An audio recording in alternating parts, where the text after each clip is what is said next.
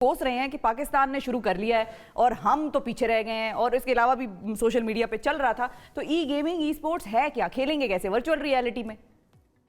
हाँ बिल्कुल, virtual reality में देखिए वीडियो गेम स्पेशली ये जब हुआ है ना, कोविड हुआ है, तो ये वीडियो गेम इंडस्ट्री बहुत एक बड़ी हुई है और इसके अब बहुत टूर्नामेंट्स हो रहे हैं।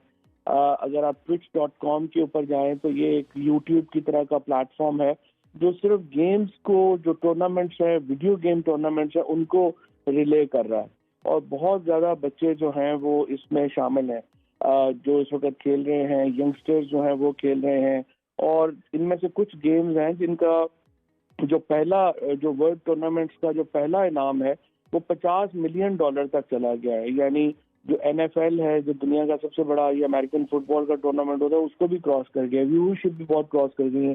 तो इसलिए ये बहुत बड़ा एक यंगस्टर्स का एक तबका है जिसको ये इंटरेस्ट है और हमने कहा कि जब हो ही रहा है तो फिर क्यों ना इसको हम एक पैट्रोनेज दें और जरा अपने जो हमने तो अब अपने लिए अपॉर्चुनिटी ढूंढी है, इंडिया वाले क्यों ओखे हो रहे हैं इस पे? हाँ, इंडिया थोड़ा डिले कर गया, अदरवाइज जो है वहाँ पे भी काफी ऑब्वियसली यूथ है और काफी उनको है, लेकिन यहाँ पे जो है वो मैं देख रहा था कि काफी उनको इस पे वो अपनी अथॉरिटीज को लिमिट कर रहे हैं कि आप, पाकिस्तान ने ये कर लिया है तो आप क्यों नहीं कर पाए। हम तो इंशाल्लाह इसको एक बनाएंगे, जैसे PSL का एक है ना रीजनल स्ट्रक्चर, उस टाइप का एक रीजनल टीमें क्रिएट कर देंगे और वो फिर नीचे टीमें क्रिएट करेंगी और वहां से फिर आप इंटरनेशनल टूर्नामेंट्स में जा सकेंगे जहां काफी बड़ा पैसा है वीडियो गेम्स में भी। तो इसलिए मैंने कहा था कि जिंदगी का एक मकसद जो है ना वो खुश रहना भी है, लिहाजा जिन बच्चों को वीडियो गेम्स पसंद है वो वीडियो गेम्स खेलें। जबरदस्त। आप खेलते हैं फवाद साहब, आप खेलते हैं, ये बताएं।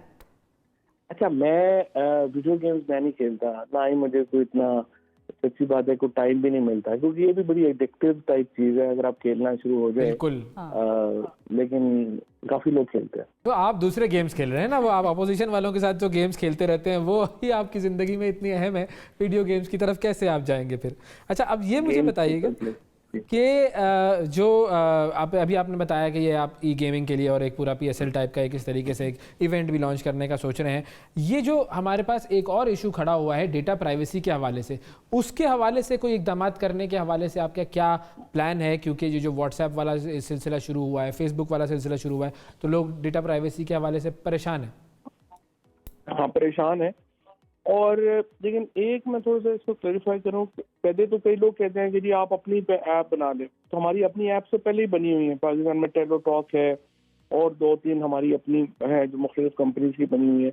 प्रॉब्लम ये होती है कि देखें जैसे WhatsApp है या जो और इंटरनेशनल ऐप्स हैं, अगर यूके में आपके दोस्त हैं तो वो भी उन ऐप्स के ऊपर है, अमेरिका में है वो भी हैं, बाकी मुल्कों में भी हैं, तो उससे होता यह है कि एक इंटरनेशनल नेटवर्क है जिसके ऊपर आप कनेक्टेड है। वैसे आप अपना ट्विटर तो कल बना लेंगे, पर प्रॉब्लम यह है कि उस पे ओबामा तो नहीं होंगे, उस पे जो है वो आपके वर्ल्ड लीडर्स तो नहीं होंगे, तो फिर उसकी वो अहमियत नहीं होगी जो इस तरह के इंटरनेशनल प्लेटफॉर्म की है। तो it's not about technology, it's about the marketing जो आपकी वहाँ पे है, और उसके लिए हमारा जो है वो हम पीछे हैं। जहाँ तक प्राइवेसी पार्ट का ताल्लुक है, उसमें ये जो मामला है ना, एक प्राइवेसी है कि जो हाई अप्स हैं, जैसे अगर प्राइम मिनिस्टर हैं, सीनियर कैबिनेट मिनिस्टर्स हैं या हमारे जो बाकी इंपॉर्टेंट लोग हैं, वो ऐसी एप्स के ऊपर ना जाएं जिसकी जो प्राइवेसी है वो बाहर के लोग हैक कर सकें। कंप्रोमाइज। वीचैट के बारे में क्या ख्याल है आप लोगों का? वीचैट जो चाइनीज है, वीचैट तो चाइनीज है ना, हम ये अपनी भी हमने बना ली है, हमारे यहाँ जो है अब सरकार के ऊपर भी है। सो हम ये कर रहे हैं कि हाई अप्स जो हैं वो अपनी के ऊपर शिफ्ट हो जाए ताकि उनका डाटा जो है वो प्रोक्योर में प्रोटेक्शन रहे। आम आदमी भी यूज कर सकता है लेकिन शायद उसको उतना मजा नहीं आएगा जितना कि इनके ऊपर है। और फिलहाल फ्रेंकली कोई आम आदमी के लिए ये जो particularly in the case of WhatsApp इतनी ज्यादा भी वरी की बात नहीं है जितनी कि हमने यहाँ पे जरा आपस में हो गई है। I think because of the bad strategy of WhatsApp ये ज्यादा खबर निकल गई कि बहुत खराब हो गई। अदरवाइज इतना भी बुरा नहीं है, वो सिर्फ बिजनेस अकाउंट्स का डाटा शेयर कर रहे हैं फेसबुक के साथ। तो ऐसा नहीं है कि आपकी जो प्राइवेसी है वो कोई आम हो जाएगा। पर I think it was a huge marketing blunder by WhatsApp जिस तरीके से उन्होंने इसको पेश किया, और उसको उनको बहुत नुकसान हुआ है। बिल्कुल। सही। अच्छा, अब लेकिन मैं एक आपको जो अच्छी एक यहाँ पे बताना जी, खुशखबरी जी। देना चाहता था। लेकिन पिछले साल, और I am so grateful to both of you कि आप लोगों ने इतना जो है वो हमारा जो कोविड एफर्ट थी उसके ऊपर मुसलसल आपने हमें कवर किया, और आपने देखा अब जो पिछले साल की हमारी एफर्ट थी मेड इन पाकिस्तान मेडिकल जी। इक्विपमेंट बनाने की, वो इस साल एक बिल्कुल नए फेज में एंटर हो रही है। हाँ जी, जहाँ डायलिसिस पे मशीन्स। दुनिया के 2 जो सबसे बड़े ब्रांड्स हैं मेडिकल इक्विपमेंट बनाने के, वो लास्ट स्टेज के ऊपर हैं अपनी जो मैन्युफैक्चरिंग है वो पाकिस्तान लाने के लिए। ये ऐसे ही होगा कि जैसे आप समझें कि एप्पल फोन जो है वो पाकिस्तान में बनना शुरू हो जाए, या आपका कोई हम कहें कि फरारी जो है वो पाकिस्तान में बनना शुरू हो जाए। ये मेडिकल इक्विपमेंट की जो 2 दुनिया की बहुत बड़ी कंपनीज हैं वो पाकिस्तान के अंदर अपनी फैक्ट्रीज बनाने जा रही हैं, जिसके बाद हमारी अपनी जो डायलिसिस का, वेंटिलेटर्स का और x ray machines to start with, ये पाकिस्तान अपनी मैन्युफैक्चर करेगा। इसके साथ जो सिरिंज है वो इस साल अप्रैल तक जो है वो हम अपनी सिरिंज और केनोला जो आप देखते हैं जी। हॉस्पिटल्स में यूज होते हैं, ये सब कुछ हम तो कुछ भी नहीं बना रहे थे, वो भी अप्रैल तक इंशाल्लाह हम अपनी जो है वो बनाना शुरू करेंगे। तो ये साल पाकिस्तान नहीं, के आपको क्रेडिट जाता है, आपने हलचल मचाई है इस मिनिस्ट्री में आके, अदरवाइज तो बिल्कुल ही मतलब याद ही नहीं था कि कौन है वजीर। ये बताएं फवाद साहब कि एक और बड़ा जबरदस्त इनिशिएटिव था, वो था इलेक्ट्रिक बसेस का। वो आपने कहा था कि दिसंबर 2020 में आ जाएंगी कुछ, और कुछ जो है जनवरी फरवरी तक आएंगी, तो वो उनका क्या बना अभी तक? ये बिल्कुल आपकी बात ठीक है। ये इतना ज्यादा उसमें ब्यूरोक्रेटिक आई वुड से कि प्रॉब्लम आ गया है। इस्लामाबाद वालों के पास पैसे भी हैं, वो लेना भी चाह रहे हैं, लेकिन अभी तक जो चेयरमैन सीडीए है, मेरी उनसे 3-4 दफा मीटिंग्स भी हो चुकी हैं, बात भी हो चुकी है, वो मैकेनिज्म में फंसे हुए हैं कि हम कैसे ये पेपरा रूल्स में इधर करें और उधर करें और वो करें और ये करें।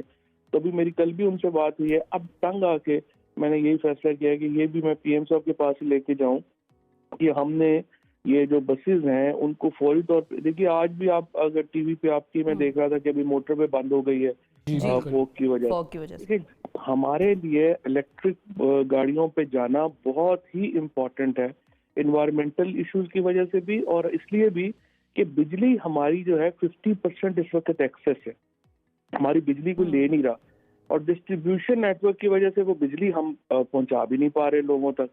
तो हमारे लिए बहुत इम्पोर्टेंट है कि हम कम से कम अपने बड़े शहरों को जो हमारी जो गाड़ियां हैं वो बिजली पे शिफ्ट करें, ताकि हमारी एक तो बिजली जो है वो बिकना शुरू हो, और हमारा जो ज़ाहिर चार्जेस के लिए उनको तो डिस्ट्रीब्यूशन नेटवर्क का इशू इतना नहीं होगा। तो वो हमारी बड़ी फर्स्ट पहली, मैंने तो बड़ी कोशिश की लेकिन आप तो फवाद साहब मायूस ही कर दिया आज तो आपने। क्या हो गया मतलब? अगर खान साहब हैं आज, ठीक है, अल्लाह ताला उनको जिंदगी तंदुरुस्ती दे, लेकिन व्हाट इफ आफ्टर खान साहब? मतलब ये तो खुद एम्बिशियस हैं, ये चाहते हैं साइंस एंड टेक्नोलॉजी में या इस किस्म के मैदान में पाकिस्तान आगे निकले, लेकिन आप लोग तो वही ब्यूरोक्रेटिक मामलात में फंसे हुए हैं। खान साहब के बाद फिर कोई और वजीर आजम होगा, उसकी प्रायोरिटीज कोई और होंगी, तो हम तो रह जाएंगे पीछे, दोबारा आपकी एफर्ट्स भी ज़ाया हो जाएंगी। बात ये होती है कि ये तो जाहिर है कि जो एग्जिस्टिंग पॉलिटिकल लीडरशिप होती है उसका क्या इनिशिएटिव है, उसके क्या प्रायोरिटीज हैं, वो तो उस पर ही डिपेंड करता है। और लेकिन इंशाल्लाह इमरान खान के होते हुए ये पाकिस्तान की जो रास्ता है, देखिए इतना बड़ी अचीवमेंट जो हुई है ना, जिसको हम महसूस ही नहीं करते। पहली बार पाकिस्तान में हमने एक तवील अरसे के बाद पाकिस्तान ने अपनी चीजें खुद बनाना शुरू की हैं, इंडस्ट्रियलाइजेशन हो रही है पाकिस्तान में, जो बहुत बड़ी शिफ्ट है। अदरवाइज देखिए ना, शौकत अजीज साहब के दौर से हमने क्या किया हुआ था कि हम दुबई और सिंगापुर को मॉडल करते हैं, हम कहते हैं हर चीज बाहर से मंगा ले, विदाउट रियलाइजिंग कि ये 22 करोड़ की आबादी है, इसको जब तक ये चीजें खुद नहीं बनाएंगे, हम दुबई या सिंगापुर तो नहीं है जहाँ 40-50 लाख की आबादी है, आप बाहर से मंगा लें। तो ये बहुत बड़ी शिफ्ट है जो इमरान खान ने दी है पाकिस्तान को। तो फिर अब कराची की बसेस का क्या होगा? उनको तो बड़ी जरूरत है। कराची में कुछ बसेस जो हैं डीजल की बसेस तो उन्होंने मंगाई हैं, और मेरी बात हुई थी मुर्तज़ा वहाब साहब से, और मैंने उनको ये कहा था कि अगर वो चीफ मिनिस्टर साहब जो हैं कम से कम 500 बसेस अपनी स्कीम में इलेक्ट्रिक बसेस शामिल कर लें, तो उससे कराची का एक ग्रीन कराची की तरफ जाने का अमल शुरू होगा। और वहाँ पे लेकिन मसला ये है सिंध में भी कि वहाँ पर भी प्रॉब्लम यह है कि मैं कम से कम नासिर अली शाह साहब को 1.5-2 साल हो गए हैं कहते हुए कि हम बस अगले 3 महीनों में ले आएंगे, बस अगले 3 महीनों में ले आएंगे, लेकिन वो ला नहीं पाते। अब उसकी क्या वजूहात हैं, जाहिर है वो तो बेहतर बसों की बता तादाद भी कम होती जाती है। पहले वो 2000 बसों से शुरू हुए थे, फिर 600 बसों पर आए, फिर वो 50 हुई, फिर मिलती 2-4 हैं आखिर में, फिर उसके बाद वो कहानी कुछ और तरफ चले जाती है। देख, तो ये तो इसमें सिर्फ मैं सिर्फ जी। एक मेरी एडवाइस ये होगी प्रोविंशियल ट्रांसपोर्ट मिनिस्टर्स को, आप एक मेहरबानी करें, आप हुकूमत इससे पीछे हट जाए। हुकूमत ये काम खुद करने की कोशिश ना करे, प्राइवेट सेक्टर को कहे कि आप अपनी बसें ले आए, हम आपको फैसिलिटेट करेंगे, आप खुद चलाएं। और जिसको सब्सिडी देनी है, लेट्स से अगर आप समझते हैं कि गरीब लोग हैं जो कि किराया अफोर्ड नहीं कर सकते, आप उनको एहसास प्रोग्राम की तरह का कोई प्रोग्राम डाल के डायरेक्ट सब्सिडाइज कर दें, स्टूडेंट्स को कर कार्ड दें, बना दें उनका, बिल्कुल कार्ड बना दें, वो कर दें। ये जब आप खुद चलाना चाह रहे हैं, ना आपसे खुद चल पा रहा है, ना आप उसको जो है वो फैसिलिटेट कर पा रहे हैं, सो प्राइवेट सेक्टर को करने दें। बिल्कुल ठीक है सर। अब थोड़ा सा सियासत की तरफ भी आ जाएंगे। नदीम अफजल चंद साहब ने जो इस्तीफ़ा दिया है, इसके हवाले से बात जो सामने आ रही है वो यही है कि बहुत ज़्यादा वो नाराज़ थे, इस बात पर नाला थे कि हज़ारा बरादरी के पास वज़ीर आज़म साहब बहुत देर से गए, और उन्होंने ट्वीट भी की थी कि ए बेयार व मददगार मासूम मज़दूरों की लाशों में शर्मिंदा हूँ। ये क्या मामला हुआ, क्यों इस्तीफ़ा हुआ उनका? देखें, बात यह है कि व्यूज तो होते हैं, हर आदमी के एक व्यूज हो सकते हैं, वो अपना व्यूज एक्सप्रेस जो है वो करते हैं। नदीम अफजल जो है बड़े ऑनरेबल आदमी, आई मस्ट से, उनका हमेशा जो है वो 2+2 का स्टांस रहा है, और उन्होंने दिलेरी का हमेशा एक स्टांस रखा है। लेकिन मुझे एहसास ये है कि ये जो इस्तीफा उन्होंने दिया है वो जज्बाती फैसला है, और मुझे उम्मीद है कि वो इस्तीफा वापस ले लेंगे, क्योंकि इस वजह से खान साहब से अच्छा जी सर, जी फरमाइए। क्योंकि जो प्राइम मिनिस्टर साहब से जो भी लोग पीएम के साथ काम करते हैं, उनसे ये कोई प्राइम मिनिस्टर से किसी को गिला नहीं है कि वो कोई उनकी नीयत नहीं सही, या वो काम नहीं करना चाह रहे। मसाइल हुकूमत में बहुत ज्यादा है। हमारी हुकूमत का जो स्ट्रक्चर है ना, मैंने उस दिन भी एक इंटरव्यू में कहा था कि हमारा स्ट्रक्चर ऐसा है कि हम एक मस्त हाथी की तरह है हुकूमत, जो बस चलता जा रहा है, चलता जा रहा है, जहाँ पे आप उसको बदलने की रास्ता मोड़ने की कोशिश करते हैं वो गिर जाता है। सो हमें अपनी एक मस्त हाथी के बजाय हुकूमत को घोड़ा बनाना है, जो एक बड़ा मुश्किल काम है।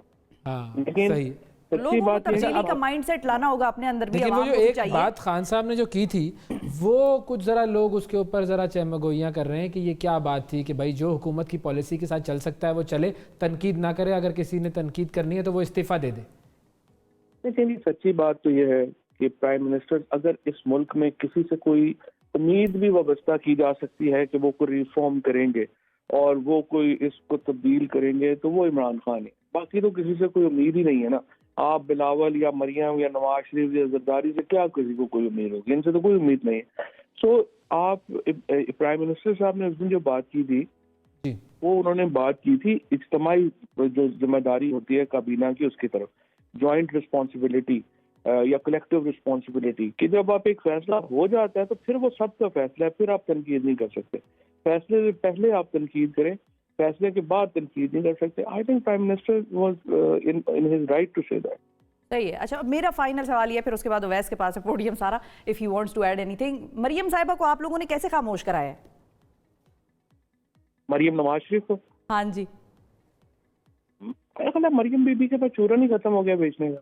क्या बेचे अब इशू ये है, मतलब बिल्कुल ही खामोश हो गई है, ना जलसों में जा रही हैं, ना ट्विटर उनका वो है, मतलब पता नहीं आप लोगों ने क्या किया है, क्या डराया धमकाया है उनको?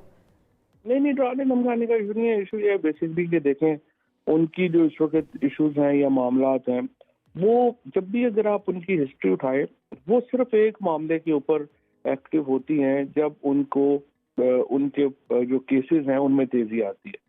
जब केसेस उनके तेज होना शुरू होते हैं या डिसाइसिव होते हैं तो मरियम नवाज सियासत में एक्टिव हो जाती हैं, अदरवाइज वो वापस घर में अपनी जो है तो मतलब आप लोगों ने केसेस में सुस्ती बरत ली है? बिल्कुल नहीं, वो तो चल रहे हैं, लेकिन वो उनका जो वो था कि जब नवाज शरीफ को वापस, अब देखें ना, नवाज शरीफ साहब को वापस लाना इंटीरियर की जिम्मेदारी है।